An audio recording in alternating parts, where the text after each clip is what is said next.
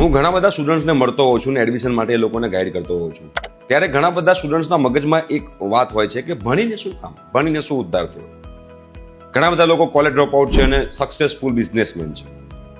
ઘણા બધા college drop out છે તો લાઈફમાં ઘણું બધું અર્નિંગ કરી રહ્યા છે. અને એ લોકોનો એક્ઝામ્પલ લઈને એ લોકો ઘરે એક્ઝામ્પલ આપતા હોય છે કે ભણીને શું ઉદ્ધાર થયો, જો આના તો ભણે તો પણ કેટલો આગળ વધી ગયો. તમને એક વાત ધ્યાનમાં રાખજો કે કલમ છે ને, કલમ એમાં બહુ જબરજસ્ત તાકાત છે બેટા.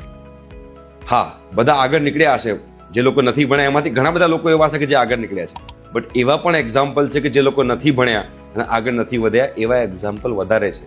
બટ હંમેશા લાઈફમાં છે ને તમને લોકોને સક્સેસ સ્ટોરી જ દેખાશે, ક્યારે ફેલિયર સ્ટોરી નહીં દેખાય.